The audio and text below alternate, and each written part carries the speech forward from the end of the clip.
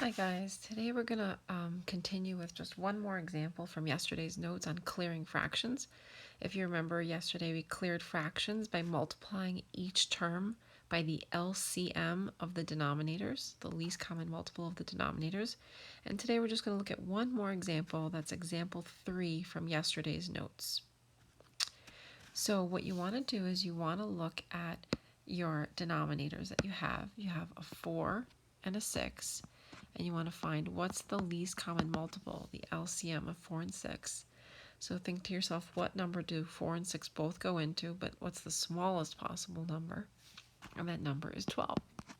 So 12 is what you're going to multiply each term by. So you're going to multiply the 5 by 12. This whole fraction is one term, so we're going to multiply it just once by 12. The 2 has to be multiplied by 12, and then that last whole fraction also is one term times 12. Remember from yesterday, you multiply 5 times 12 is 60. The numbers that aren't fractions just get multiplied. And then if you have a fraction, you're basically cross-canceling. You're dividing the 12 divided by 4, which is 3. And now that 3 is going to distribute into the parentheses.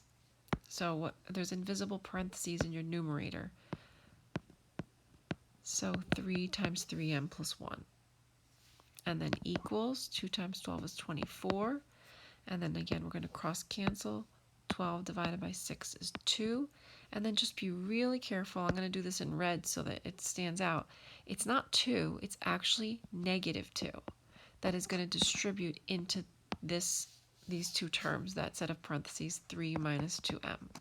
And so the very common mistake is to forget to distribute this negative into both terms. It's negative 2. So negative 2, it'll make a big difference if you write out your parentheses and don't distribute in your head. That avoids the mistake of forgetting that this negative times a negative will actually give us a positive.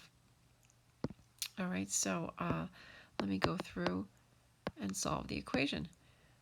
We're going to end up with 60 plus 9m plus 3 equals 24 minus 6, and again, it's plus 4m.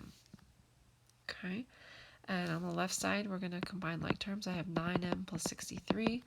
On the right side, I have 4m plus 18. So we're going to isolate m, subtract 4m from both sides. We have 5m plus 63 equals 18. We'll subtract 63 from both sides. We have 5m equals 45. And so we end up with divide by 5, m equals 9. Okay, so for tonight on homework, you're going to see examples like what we did yesterday, in addition to examples like this, where you have a fraction with two terms in the numerator. All right, so do the best you can, and we'll go over it tomorrow. Thanks.